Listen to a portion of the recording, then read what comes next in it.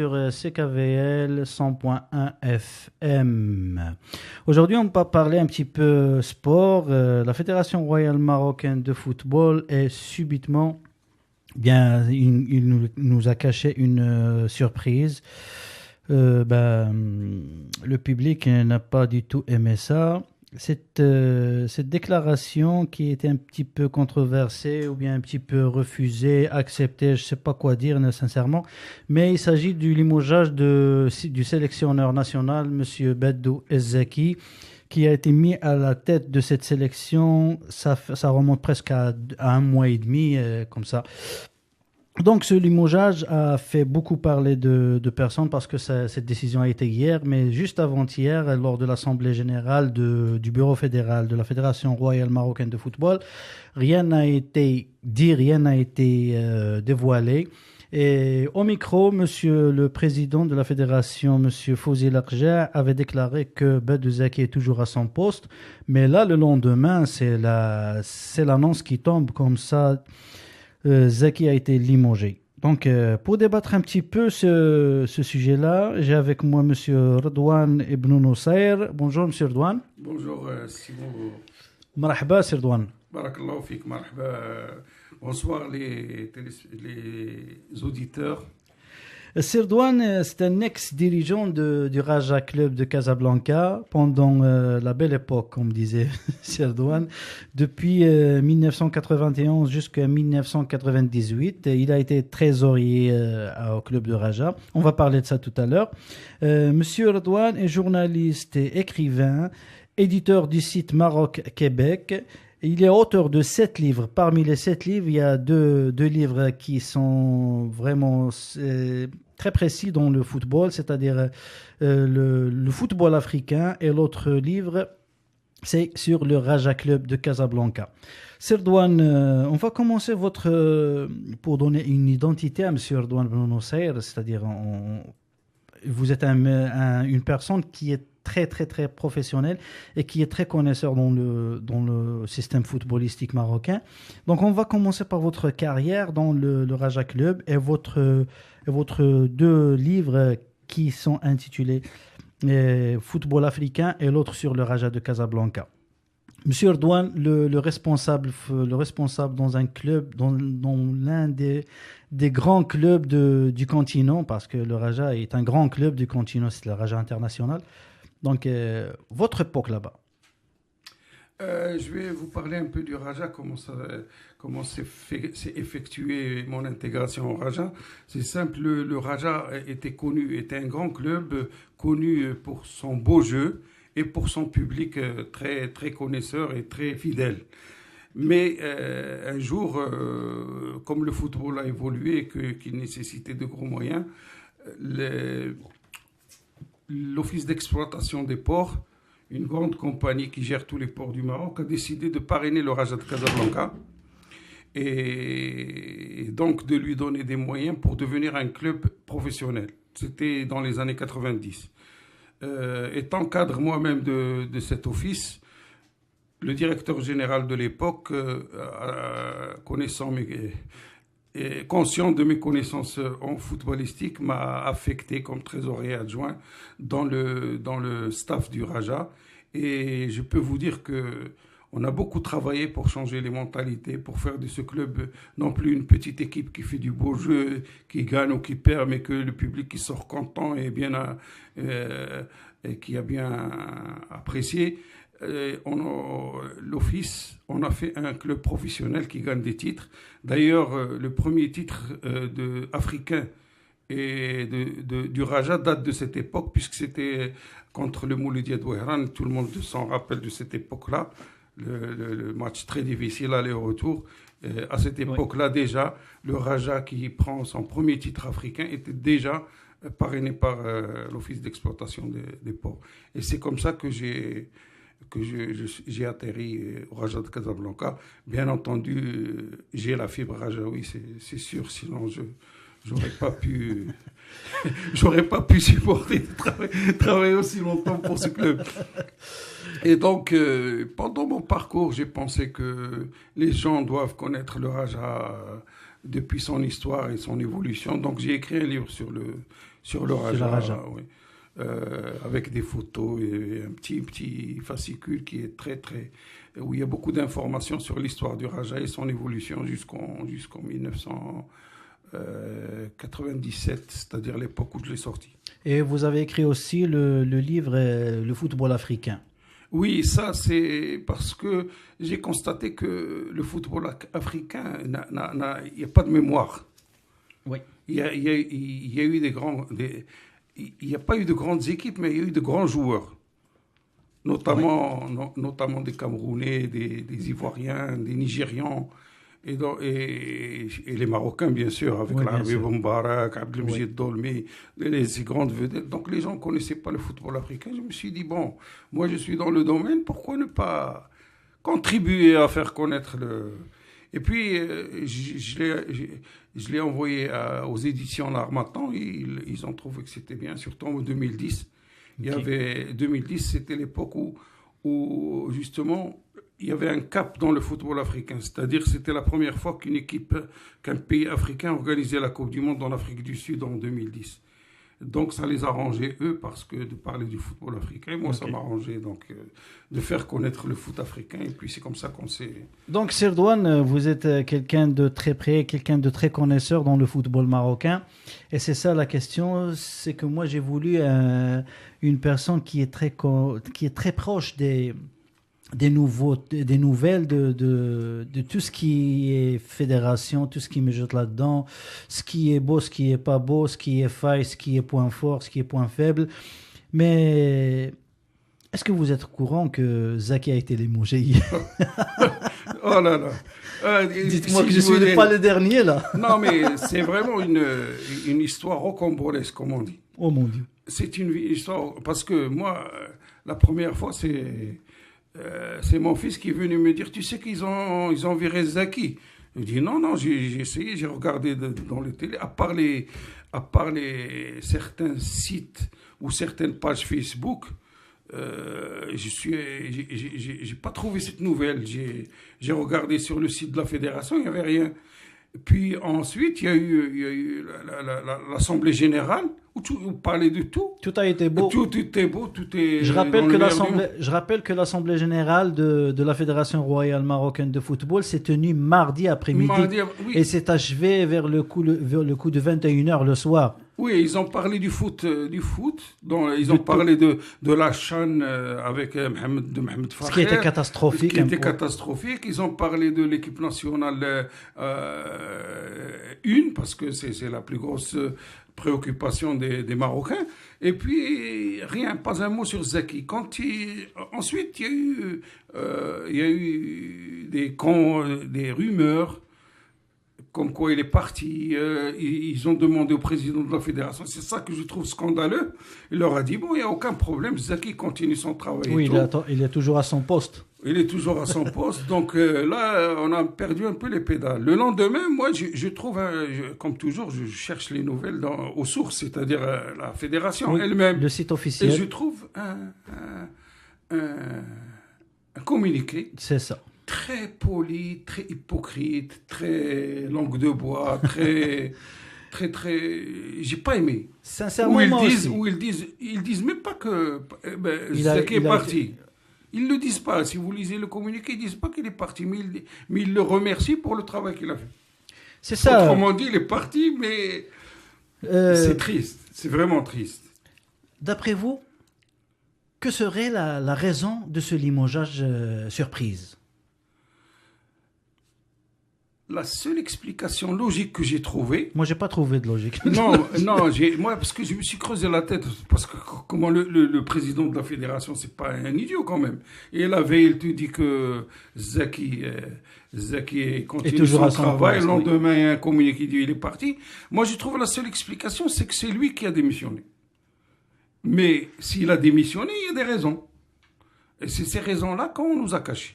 Et qu'on nous cache toujours, parce que là, on va discuter peut-être pendant une heure, moi et toi, mais on va faire des hypothèses, parce que, comme toujours, la fédération, ils ne sont pas transparents. Ils ne nous ont pas dit la vérité. Il est parti, merci, on est en train de chercher un entraîneur, Et ça aussi, c'est hypocrite. Il faut que les gens le sachent. Oui, bien sûr. Parce que moi, j'ai entendu beaucoup de rumeurs comme quoi ils avaient des contacts avec Hervé Renard depuis longtemps. Oui. Et là, ils viennent nous dire, bon, il y a 3 ou 4 entraîneurs qui se présentent. Arrêtez, s'il vous plaît, messieurs de la fédération, de prendre les Marocains pour des imbéciles. Et moi, j'ai retracé. j'ai essayé de retracer un petit peu les faits depuis le départ de Guéretz. On sait tout le monde qu'après Guéretz, c'était Bedouzaki. Bedouzaki, c'était une suggestion. Il y a eu Tausé avant. Il y avait Tausé après. Il y avait Tausé, mais Tausé a été pour une courte durée pour les résultats qui n'étaient pas à la hauteur. Mais ce qui est très, très, très... Zaki a été demandé, c'est comme si c'était une obligation publique. C'est-à-dire, c'est le public qui revendiquait Zaki. Oui. Donc, le bureau fédéral, il a décidé d'un petit peu de calmer, c'est-à-dire de brosser un petit peu la crise publique de tout le public sportif marocain. Il a essayé d'échelonner Zaki et de le mettre à la tête de la sélection. Mais parce qu'il y avait toujours là la rumeur qui disait que Hervé Renard serait un des choisis. Mais là, j'ai retracé un petit peu les chronologies des faits et j'ai tombé sur une déclaration en février 2014, pour un journal algérien, là où Hervé Renard disait que moi, sélectionneur du Maroc, c'est mourir mieux que de le faire. Donc c'est une déclaration, c'est-à-dire... Je ne sais pas, c'est parce que lui, il refusait catégoriquement entraîner l'équipe nationale du Maroc. Il a refusé le temps-là, mais c'était Zaki à sa place. Mais les faits, c'est que Zaki, il a pris en charge l'équipe nationale, il a rebâti son équipe. Si on remonte un petit peu les résultats, on va trouver la période qui est un petit peu améliorée. C'est celle-là, c'est la période de Zaki. Il est toujours qualifié, il est toujours en tête de son groupe. Il y a pas de il y a les faux pas en football, toutes les équipes font les faux pas, mais généralement Zaki est toujours sur la bonne ligne. Qu'est-ce que vous en pensez? Bon, je voudrais d'abord faire un commentaire sur la déclaration de Hervé Renard. Ça date en février 2014. Elle m'étonne beaucoup qu'il ait fait ce genre de déclaration. Parce que, d'une part, c'est quelqu'un qui parle pas beaucoup. Et en plus, quand il parle, je pense pas qu'il fait ce genre de déclaration. Il faut savoir que les journaux algériens, je ne les connais pas tous, mais il y en a qui sont réputés pour faire dans l'exagération, pour faire un peu la sensationnelle dans le... Donc moi je trouve que c'est moi. Par contre, ce que je peux vous dire, c'est que je suis presque sûr qu'il a une épouse marocaine, d'origine marocaine. Donc ça fait des années qu'il souhaite travailler au Maroc pour des raisons familiales, et en plus pour des raisons familiales et pour des raisons de proximité de l'Europe. Bien sûr. Parce que le Maroc, c'est le paradis pour un professionnel européen, puisqu'il est à 2 heures d'avion de l'Europe, et puis il peut travailler dans de meilleures conditions. Pour revenir à Zaki. Oui, c'est Zaki. Zaki, comme tu l'as dit, Simo, je suis d'accord avec toi, je suis parfaitement d'accord. C'est l'échec de Taussi et puis la pression du public qui a fait que, pour dépanner la période, on a fait appel à Zaki. Et pour calmer un peu l'opinion publique et le public sur les échecs successifs depuis pratiquement 2004. C'est-à-dire depuis 2004, on subit d'échec en échec. Oui. On n'arrive même pas à passer le premier tour de la CAN. Oui. Et donc, je suis d'accord pour cette explication. Oui. Donc, Zaki, comme je disais, même si Zaki il était là pour boucher un petit peu, bien pour calmer la colère publique sportive marocaine, il était là. Ça fait 20 mois, presque 2 ans. Donc, Zaki n'a pas présenté de faux pas. C'est-à-dire, les résultats, c'est le football, il y a des hauts et des bas. Mais qu'est-ce qu'on regarde? En général, on regarde s'il y a bon chemin, s'il y a qualification, s'il y a perte de carte de qualification. Les trois, il n'y a pas de perte de qualification pour Zaki pendant les 20 mois. Il est toujours sur le bon chemin, il est toujours qualifiable. Donc, qu'est-ce qu'on reproche à Zaki? Je vais te dire ce que je pense, moi, de cette question. C'est que, comme tu l'as si bien dit, Zaki, ce n'était pas le choix de la fédération. C'était un choix forcé sous la pression du public. Donc, on attendait, avec l'appui des médias consentants, on attendait les faux pas de Zaki. Ils ne sont pas venus. Ouais. Ils sont pas venus parce que... On a accéléré. Non, ils sont pas venus officiellement. C'est-à-dire, il y a eu... On lui a reproché, je vais te dire ce qu'ils lui ont reproché. La première des choses, on lui a reproché les défaites dans les matchs amicaux, notamment contre le... C'est pas une référence. C'est pas lui. Pour un on lui a connaisseur reproché, comme la vous. deuxième chose, on lui a reproché les différents changements. Il ne voyait pas ces changements. C'est comme s'il était toujours à la recherche d'une équipe. Mais si vous analysez, comme je l'ai fait, les pas de Zaki, il avait bâti une équipe. Bien sûr. Je peux, si les gens sont J'en suis intéressés, convaincu. je peux leur donner son équipe. Oui. Mais il y a eu des blessures, il y a eu des cas de force majeure, il y a eu des matchs amicaux. Donc, il ne pouvait pas, il n'a jamais réussi à avoir l'équipe qu'il a formée. Mais l'équipe était là. Et les connaisseurs, ceux qui suivent de près le foot, ils le savent. Il avait bâti déjà une très bonne défense. Il avait trouvé son gardien. Le problème qu'il avait, c'était l'avant-centre, parce que l'Arabi ne donnait pas satisfaction. L'autre, l'ex-joueur de Safi, Hamdallah, c'était pas ça. Schmach, c'était fini. Donc il lui manquait un avant-centre. Ça, c'est vrai. Yajor aussi n'est pas... Yajor, c'est comme la pluie et le beau temps. Une fois c'est bon, une fois c'est des hauts et des bas. Donc il avait ce problème d'avant-centre, c'est tout.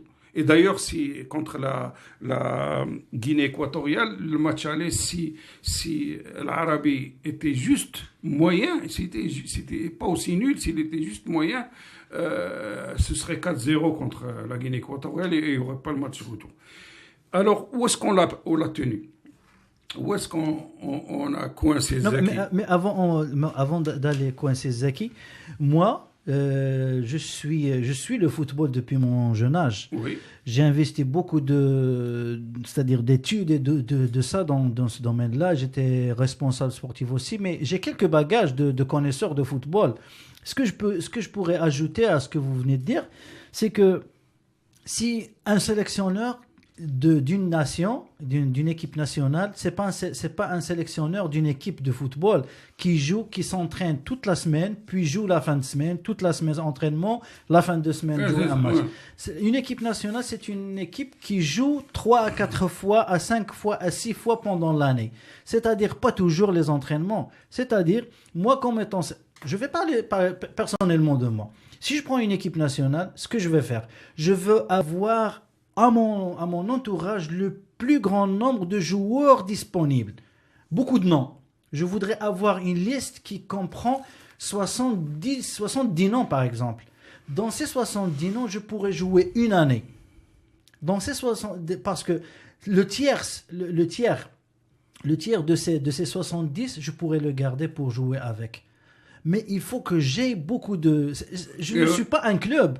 Je suis une équipe nationale qui joue un match dans 3 mois. C'est-à-dire, je dois préparer. Je ne suis pas obligé de faire jouer les 11 qui a joué ce match-là. Et puis, exact. Avec les autorisations de libération des joueurs, il ne faut pas dire que... Et la forme du moment. Ouais. Et la forme du moment, vous venez le dites.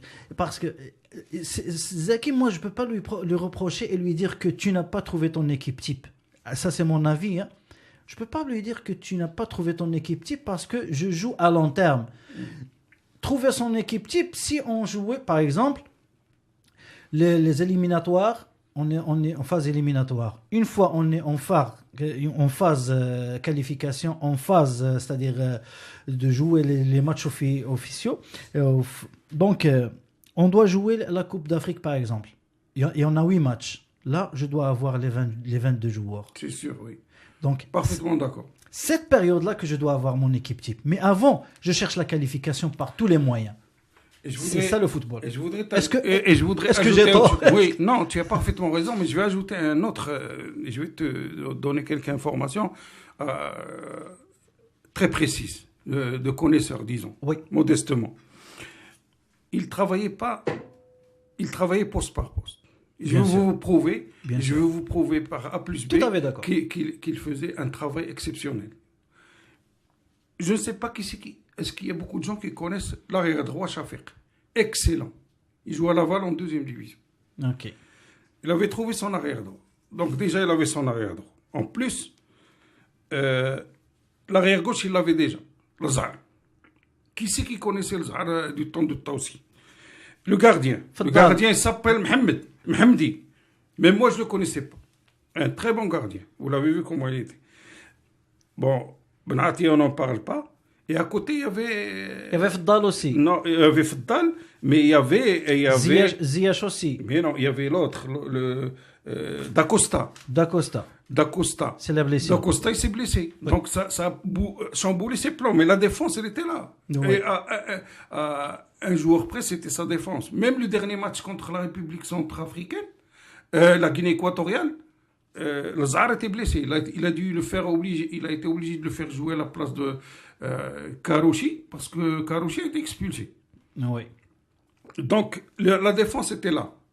Le milieu, il a ramené, comment il s'appelle Kharja. Non, pas Kharja. Kadouri. Les deux arrières, les deux défensifs, les deux demi-défensifs. Les deux demi-défensifs. Le jeune là qui était... Qui est celui qui joue en Italie? Non, celui qui joue en Hollande, qui a joué en Angleterre. Ahmadi. Il a ramené Ahmadi, il l'a mis en valeur. Il a ramené l'autre là qui joue à Monaco. C'est lui, Zoher Fdal, je pense. Non, un très bon joueur de Monaco. Ok. Qui jouait. Donc, il a ramené un excellent joueur qui s'appelle Ziyech, un petit bijou. Oui. Donc, on ne peut pas lui reprocher de ne pas avoir travaillé. L'erreur qu'il a fait, je reviens, là où ils l'ont coincé, ils l'ont tenu, c'est contre la Guinée équatoriale. Il a fait un match excellent à l'aller. Oui. Il n'a pas pu marquer plus de 2 buts. Il s'est montré un peu prudent. Il a rechangé l'équipe au match retour. Et il a fait jouer défensif. Les gens n'ont pas aimé. Il y avait le stress. Il a réussi à passer de justesse. Et aussi Shakir qui a été mis en milieu défensif. Oui, il a mis 4 milieux défensifs. Donc, non, c'est ça. La grosse erreur qu'il a fait, c'était ça. Mais il s'est qualifié quand même. Donc voilà. les gens, mais c'est par là qu'on l'a tenu. Là, ça y est, c'est pas un bon entraîneur, il comprend rien à la tactique, il est défensif, on a mal joué, et puis ça y est, tu connais les sirènes quand elles commencent à sonner, ça s'arrête pas. Mais je pense pas. Et il y a, pardon, excuse-moi, il y a une autre, mais quand même, Zaki, il a un gros point faible. Le relationnel, c'est pas tellement bien. Et dès le départ, il s'est débarrassé pour des raisons qu'on ignore toujours, de Aziz Bouderbela, qui était le staff. Et puis, dernièrement, on sentait qu'il y avait des problèmes avec Hadji, même si ni Hadji ni Zaki n'en parlaient. Comme à l'antécédent avec Nibet. Non, avec Nibet, la différence avec Nibet, c'est qu'on savait pourquoi. Avec Hadji, on ne sait pas pourquoi. Avec Nibet, c'est Nibet qui était le fautif parce que... L'affaire Hadji a commencé le jour où Hadji avait contacté le club de Bayern de Munich. Là où il est passé, il a parlé de Benatia au responsable de Bayern de Munich. Et Zaki s'est révolté de cette façon parce qu'il disait que Hadji n'avait pas le droit de contacter. Mais les déclarations qui sont les déclarations officielles de cette personne-là, après quand on pose la question, ça c'est des rumeurs, on dit pas, il n'y a pas de fumée sans feu. Quand ils sont là les rumeurs, les gens du micro ils vont chercher les réponses. Mais les protagonistes, si on veut dire, les auteurs de ces déclarations disent que non, il n'y a rien, tout est beau, comme disait M. El-Qja. Oui, c'est ce que je t'ai dit. Ouais. C'est ce que je t'ai dit. L'époque de Hadji, l'époque de Nibet, on savait pourquoi. Parce qu'il n'a pas fait jouer dans un match. M. Nibet, la grosse vedette, n'a pas accepté, puis il y a eu des problèmes. Bon, on le savait. Mais avec Hadji, on sentait qu'il y avait la pression, qu'il y avait des problèmes, ça se voyait dans les matchs. Mais ni l'un ni l'autre n'ont voulu être transparents. Mais ce que la fédération avait conclu avec Badou Zaki le jour de signature du contrat, c'est que Zaki avait la carte blanche de gérer son équipe nationale. Oui. D'écarter aussi les médias, parce que les médias qui ont causé l'éloignement de Guéret, beaucoup, parce que on en parle trop de médias qui disent tout et qui disent rien. Donc il y a toujours des problèmes qui sont provoqués par les médias. Donc Zaki plutôt avait une carte blanche de la fédération de gérer sa sélection nationale. Donc là, je ne sais pas c'est quoi cette affaire de club Bayern de Munich avec Hadji et tout ça.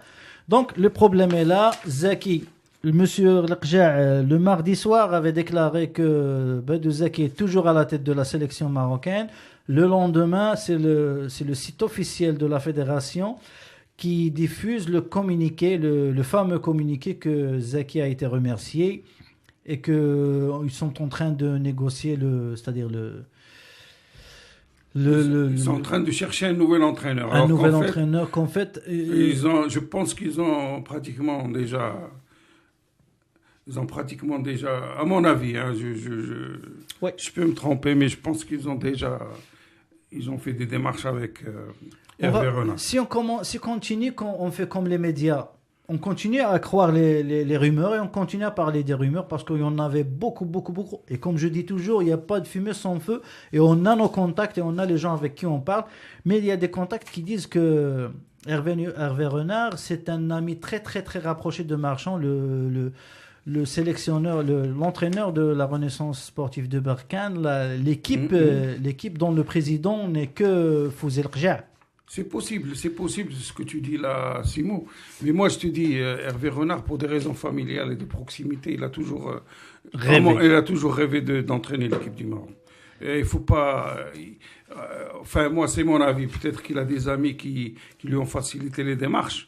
Mais le premier principe, c'est que lui, il veut entraîner le Maroc. Ok, parlons un petit peu de cette fédération-là. Est-ce que tu es satisfait? Parce que moi, ça fait mal au cœur qu'un entraîneur, n'importe quel soit son nom, un entraîneur qui est sur le bon chemin et qui a la qualification en main, pourquoi on va le limoger à cet instant même et on est à deux semaines du match contre le Cap-Vert? N'importe quel entraîneur qui viendra aujourd'hui, c'est-à-dire que la fédération n'a pas pris en considération la qualification contre le Cap-Vert, mais je pourrais le dire et le trancher que la fédération royale marocaine a disqualifié le Maroc, a fait perdre le match du Cap-Vert. Merci pour cette question parce que moi, on a parlé de Zeki suffisamment longtemps parce que d'abord c'est un grand monsieur qui a donné beaucoup au Maroc. Et puis, c'est un entraîneur qui a été voulu par le peuple marocain et tout ça. Mais, comme on dit chez nous, il y a un proverbe qui dit chez nous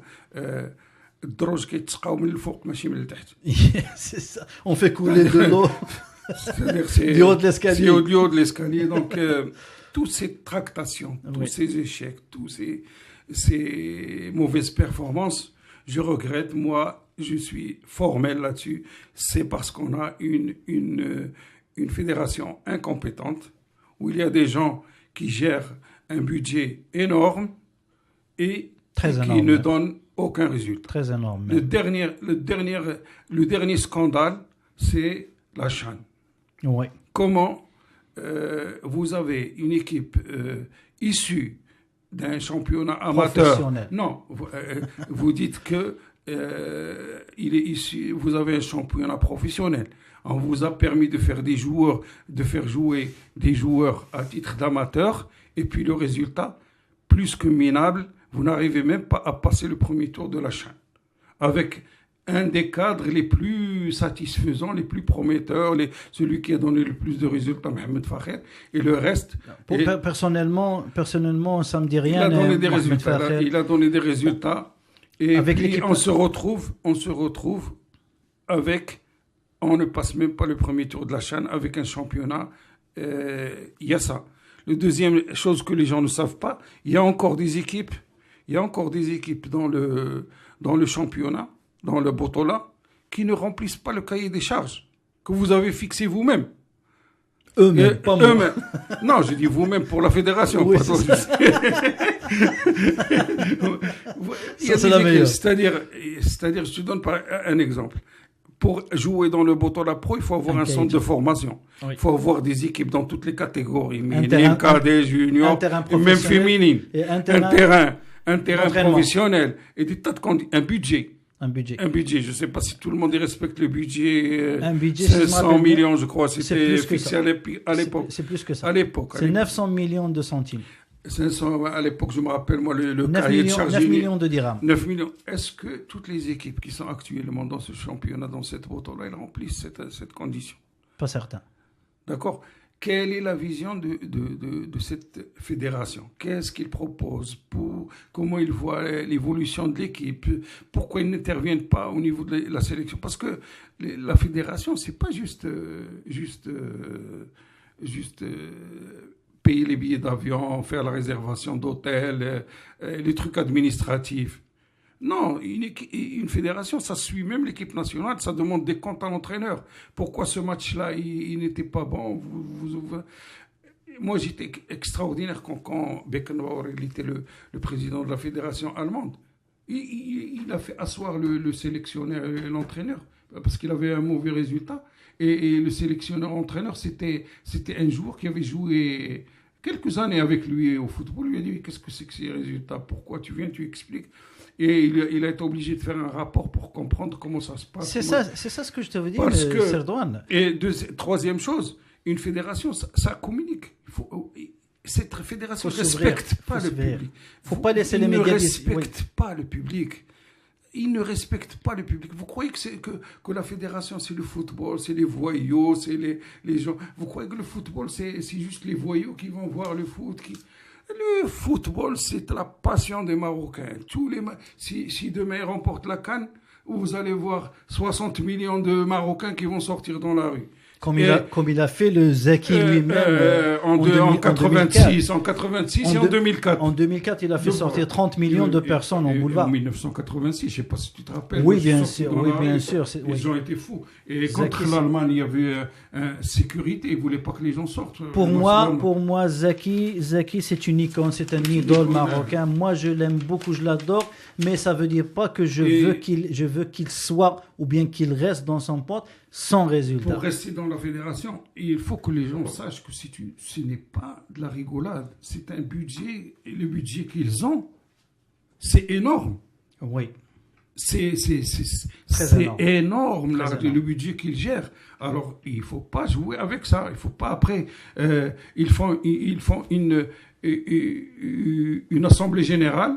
Ils font le bilan. Et écoute ça, c'est extraordinaire. Ils font le bilan financier des 2 dernières années. Pourquoi les 2 dernières années? Pourquoi vous n'avez pas fait année par année? Et après, ils te disent, on sort avec un déficit de 55 millions de dirhams. Au final, où est-ce qu'ils sont partis cet argent? Comment il a été réparti? Expliquez-nous. Et justifiez. Et chaque centime que vous gaspillez, c'est beaucoup d'argent. Et le peuple marocain, il souffre. Parlons de cette gestion financière. Moi, je connais, comme vous le savez, je viens de la région de l'Oriental. Je connais très très bien Fawzi El Khzaa et j'avais beaucoup de discussions, une relation avec lui. On s'est discuté. Quand il était président de la Renaissance de Pékin, il l'est toujours. On s'est rencontrés à maintes reprises, mais on avait parlé un jour. On avait parlé. Je voyais en lui quelqu'un qui est très ambitieux. Vu son poste dans le ministère, c'est quelqu'un qui est gestionnaire financier de haut niveau, là. C'est directeur du budget national dans le ministère des Finances au Maroc. C'est Fawzi El Khzaa. C'est pas quelqu'un qui ne sait pas quoi faire. Mais moi, si je reste dans le fond de cette question... de limogeage de Zaki, j'ai remonté un petit peu les faits, j'ai pas trouvé pourquoi on limogeait. Ok, on avait limogé Ben Abisha, on avait limogé Idrissi, on avait limogé plein de personnes. Oui, parce que les résultats n'étaient pas là. Ni l'équipe nationale junior, ni l'équipe nationale olympique, tout le monde les résultats étaient déceptifs. C'est pas quelque chose qui est encourageant, oui. Et Fahir vient de conclure le bâton C'est ça. avec ses beaux Cerise résultats. sur le gâteau. Et ce qui m'a fait terreur dans ma tête, c'est ces déclarations qui sont, je ne sais pas d'où est-ce qu'il ramène ces déclarations. C'est pour ça que je dis, j'ai jamais eu de la motivation envers Fahir. C'est quelqu'un qui parle trop et qui sait même pas commenter ses défaits, ses déceptions. En fait, Moi, je parle pas, c'est juste parce que j'ai la rage. Je le connais parce que comme je l'ai côtoyé beaucoup à la période où j'étais au Raja, Non, mais, il a des défauts. non, mais c'est Erdogan, les déclarations qu'il a données après chaque match lors de la CHAN, je dirais que c'est quelqu'un qui est très loin du football. C'est pas ça. Parce que les 33 joueurs ou bien les 23 joueurs, c'est ta sélection.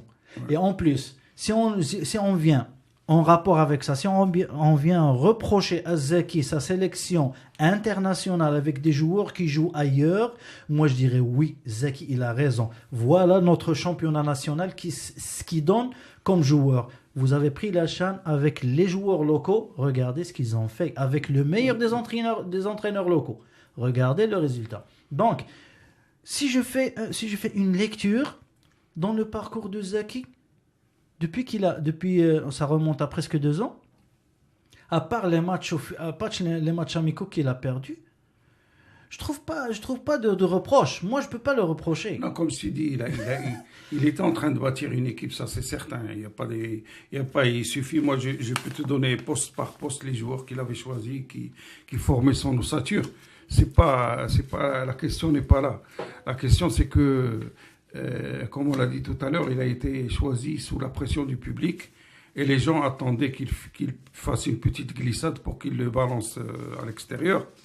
Donc, c'est ce qui est arrivé avec. Et puis, je voulais te dire, quand يقولوا عندنا ملي كطيح البقرة تيتكثروا الجناوة. قال لك ce dernier. J'ai lu dans un article, parce que c'est très intéressant ce que dit la personne, bla mal cité ou l'article.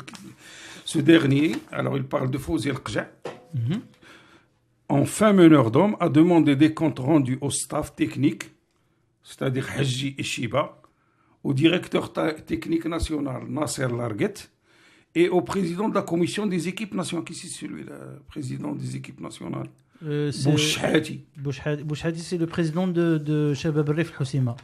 C'est un membre fédéral, c'est le vice-président. Je ne comprends pas que le président d'une fédération, s'il veut demander des comptes, il le demande aux intéressés. Au sélectionneur. Pourquoi il n'a pas demandé à Zaki de faire un rapport, de venir s'expliquer? Pourquoi il choisit ses adjoints, Hadji Shiba, le directeur de la technique nationale qui vient d'arriver, Nasser Larguet, il gérait l'académie. Est-ce que ces rapports ont été demandés lors de la déception de l'équipe nationale junior, l'équipe nationale olympique, l'équipe nationale locale? Est-ce que ces rapports ont été demandés? Tu sais, là j'en ai ras-le-bol. J'ai la rage de cette fédération-là. Quand tu veux tuer ton chat, tu l'accuses de la rage. Ok. C'est comme ça. Sincèrement, moi je dirais, si l'équipe nationale perd sa qualification, c'est par la faute de cette fédération qui a la galbe. Donc, quand la fédération a été rénovée quand ces gens-là sont venus, c'était des élections, c'est pas de gens du militaire, c'est pas de gens qui ont été parachutés comme avant. On a espéré beaucoup de choses. Les choses ont commencé. Fawzi El-Qja avait dit une déclaration qu'il va maroccaniser l'ensemble de la fédération. C'est-à-dire il n'y a pas de place pour une identité étrangère. C'est-à-dire c'est une affaire nationale, c'est toutes les compétences nationales qui vont se regrouper dans cette fédération. Il a commencé à travailler là-dessus. Au fur et à mesure, les choses ont commencé à changer. C'est vrai, les résultats des autres équipes nationales ont été déceptifs. Mais là, le Zaki, c'est pas de la déception pour Zaki. Zaki a été, comment dirais-je, quand vient le tsunami, il était une victime du tsunami, c'est-à-dire contre la vague. Je dis à Simo, Fawzi El-Qja, comme tous les responsables en général qu'on choisit ici, nous, c'est des beaux parleurs. ils savent parler, mais il manque une chose qui doit être implantée dans le pays un jour ou l'autre, parce que c'est indispensable, sinon on va toujours être on va toujours être dans ces tsunamis et chaque fois on va décevoir le peuple marocain et tout ça. C'est ce que j'appelle moi le muhasaba. Okay. Il faut qu'il y ait la culture de le muhasaba, c'est-à-dire les gens, chacun qui est dans un poste, il doit rendre des comptes. Qu'est-ce que tu as fait? Pourquoi ça n'a pas marché? Combien tu as mis d'argent? Pourquoi tu as mis cet argent? Pourquoi tu as fait ça? Pourquoi tu n'as pas fait ça? Technique de muhasaba, parce que c'est pas ton argent et c'est pas ton équipe. 80... Ni Zaki, ni L'Aqja, c'est pas votre équipe, c'est le peuple marocain quand il est content. Quand il est content, c'est le pays qui marche bien. C'est aussi l'image de tout un pays. Le football, c'est la vraie image de tout pays. Arrêtez de jouer avec ça. Arrêtez de jouer avec ça. Bon, beaux parleurs, tout ça, les projets, l'excellent et les ceci. Tout le monde, tous les médias étaient en train, tous les journaux marocains lui faisaient des éloges. Mais tu as vu comment il a géré l'affaire Zaki. Il fait une déclaration la veille, il dit ça marche. Le lendemain, il sort un communiqué où il dit l'inverse. Moi, je flaire quelque chose qui se mijotait entre. Il y avait, je sais pas, sincèrement, c'est quelque chose qui s'est mijoté au niveau des membres de la fédération, parce que c'est lui qui leur a donné. Zaki, c'est une personne qui a une forte personnalité et qui n'admet pas qu'on lui reproche des choses qui ne sont pas à leur place. Zaki, c'est une personne qui est très forte. Non, il a fait des erreurs aussi. Les erreurs, on en parle. C'est pas, moi, je qualifie ces erreurs, ces erreurs, mais pas au point d'être limogé de cette façon. C'est vrai. À 15 jours ou bien à 20 jours d'un match décisif. C'est vrai. C'est ça, moi, ce que je reproche à tout le monde. C'est vrai, ce que je voulais t'ajouter aussi, c'est qu'il ne faut pas minimiser l'affaire de J, parce qu'il paraît que la veille de l'Assemblée générale, il a demandé le départ de J, officiellement. Oui. Il a demandé officiellement le départ de J. Et peut-être ça a fait déborder le vase, et puis peut-être que les gens, ils en avaient marre des exigences de Zaki. Mais ça n'explique pas tout. Et puis, comme je te l'ai dit, moi, ce que je voulais dire avant de terminer... On n'a pas encore terminé, il y a toujours... Non, c'est sur le même thème. C'est que moi, j'ai regardé 2 matchs de l'équipe de Fakher. Oui. Ça, je voudrais... on n'a pas un championnat, un bottle à performer.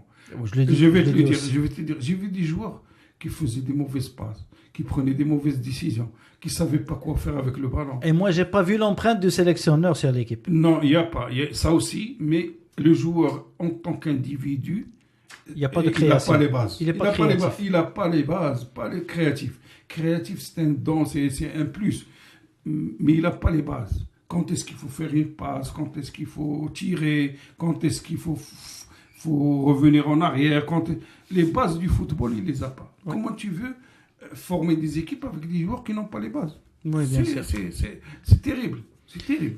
Bon, le communiqué de la fédération est là. Jackie est remercié d'une façon... je trouve pas le mot le dire là, parce que je trouve que Zaki il a quand même accepté, parce que j'ai entendu une déclaration à un organe de presse par téléphone, à sa propre voix. Il disait que c'est quand l'appel de la nation est là, on doit répondre à l'appel de la nation. C'est pour le bien de notre pays que je me suis retiré, que j'ai accepté. Donc Zaki je vais pas dire qu'il est démoli, parce que Zaki c'est une icône. C'est une icône du sport marocain. C'est une statue pour le football marocain. Avec ses défauts, avec ses forts points, qu'on l'accepte ou pas, Zaki, c'est l'histoire. C'est quelqu'un qui a fait l'histoire du football marocain. Mais ce qu'on reproche, c'est cette façon de le limoger, et les résultats, ils étaient là. Donc, Zaki est parti. Il y a un communiqué ou bien une déclaration de Fawzi Rja, président de la Fédération royale marocaine de football, aujourd'hui. Il a listé 3 noms. Hassan Shahata, l'Égyptien, Trapattoni, l'Italien, et Hervé Renard, le Français. Qu'est-ce que vous en pensez? je pense que ces gens-là se moquent du public marocain. Sincèrement, je pense que moi, c'est une insulte ce que tu viens de me dire. C'est comme s'il m'avait dit tu es un imbécile. C'est la même chose. Trapattoni, il a plus de 70 ans. Il marche à peine. Oui. Et avec quelle langue il va parler avec les joueurs? Et Trapattoni était dans les propositions avant, ça fait 2 ans avant d'avoir recours à Zaki, il était proposé aussi. Donc, est-ce qu'on a cette tendance de vieil homme? Écoute, Chahata, c'est un entraîneur d'Égypte. Ça fait longtemps qu'il est venu au Maroc, il a arnaqué une équipe, il est parti. Non, et on n'avait jamais eu un entraîneur égyptien au Maroc. C'est-à-dire le football marocain est loin d'être une connaissance égyptienne. C'est pas, non, il s'est fait un nom parce qu'il avait remporté avec l'Égypte. C'est pas parce qu'il est ça égyptien. Ça n'a pas rapport. Il avait remporté il y a très longtemps trois CAN successifs. C'est pour ça qu'il s'est fait un nom. Il est venu au Maroc, il a arnaqué une équipe, je sais pas, truc de magouille entre les clubs. Maintenant, vous me parlez, vous voulez donner l'équipe nationale des individus pareils. Mais c'est une déclaration du fameux de Monsieur Lakhdja. C'est un truc. Moi, je pense, Allah يسمح لي إلا غلط. الله يسمح لي ولا طيحت البطل. الله يسمح لي. Je pense c'est un truc. C'est une Fawzi Lakhdja maintenant. Il a perdu mon estime, sincèrement. Moi, personnellement. Exactement. Définitivement, il a perdu mon estime parce qu'il n'est pas transparent. Pour moi, c'est tout le bureau fédéral qui a perdu mon estime. Oui, parce que lui, je ne le connaissais pas, le bureau fédéral. Donc le hachia, les Samar Lemida, comme on dit, les clous de la table, donc je n'en parle même pas. Mais il a perdu mon estime. Et puis, je te dis une chose. Je pense que... Parce que je pense qu'ils ont enveloppé tout ça pour donner une pseudo-légalité au recrutement de Hervé Renard. Mais Hervé Renard, je pense qu'ils l'ont contacté il y a longtemps, même quand Zeki était en activité, donc ils attendaient l'occasion pour que Zeki tombe pour le placer. Et vous allez voir que Hervé Renard, il va arriver dans les jours prochains. Arrêtez, messieurs de la fédération, de vous foutre du peuple marocain. Actuellement, Hervé Renard est sur un club. Il est sur Sochaux. Il joue, il est sûr, il est déjà... De toute façon, je comprends rien. Tu vas comprendre dans les jours qui viennent. Je suis sûr que tu vas comprendre. Pour moi, j'ai de la peine de voir mon équipe nationale qui se fait faire disqualifier par la fédération contre le Cap-Vert. Parce que un génie, même si on ait recours à un génie pour gérer ce match-là, pour moi, on est parti perdant pour l'instant. Avec Zaki, on avait un petit peu de l'espoir. Mais là, je crois que la fédération avait détruit cet espoir et on espère bien que le match de Cap-Vert sera un match facile à gérer. Je l'espère de tout cœur parce que ça dépend de la joie publique du club sportif marocain. Ouais, je voudrais dire un petit mot pour essayer à mon niveau d'éclairer du mieux que je peux. Il faut cesser de voir le football africain comme il était avant. Ouais. Les équipes africaines ont évolué. Il faut les prendre sérieux. Il a évolué.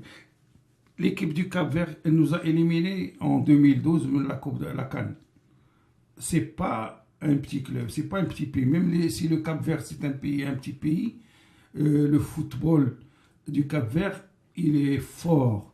Regardez la Guinée équatoriale. La Guinée équatoriale, elle était demi-finaliste de la CAN précédente. Ouais. Ce qu'on n'a jamais, nous, on n'a même pas dépassé le premier tour depuis 2004. Ouais. Donc, il faut cesser de prendre les équipes africaines comme des manches à balai. Le problème, c'est que la CHAN, comprenez, les équipes africaines qui ont joué la CHAN, c'est des équipes qui sont à 99% les équipes qui jouent pour la CAN. Oui, ils ont deux équipes. Quand il s'agit du Maroc, c'est seulement le Maroc qui va avec des joueurs locaux. C'est ça l'équipe locale. Mais l'autre, c'est-à-dire, c'est des produits nationaux. C'est des joueurs locaux. Même à la CAN ou bien à la CHAN ou bien aux qualifications pour la Coupe du Monde, c'est toujours les mêmes équipes. C'est des produits nationaux. Nous, c'est toujours un problème. Nous, on ne forme plus de joueurs.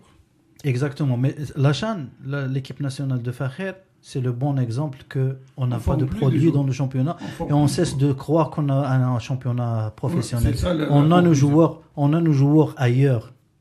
On a nos joueurs qu'il y a la Hollande, les Belgiques, la France, qui nous forment des joueurs, parce que sinon, avec ce qu'on a dans le championnat, on n'irait pas très loin. On a parlé des failles de Zaki, des points forts, si vous voulez ajouter, avant de passer aux failles de la fédération pour conclure les 3 volets qui restent dans cette émission. Je pense qu'on en a parlé un peu. Pour Zaki, j'ai pratiquement tout dit.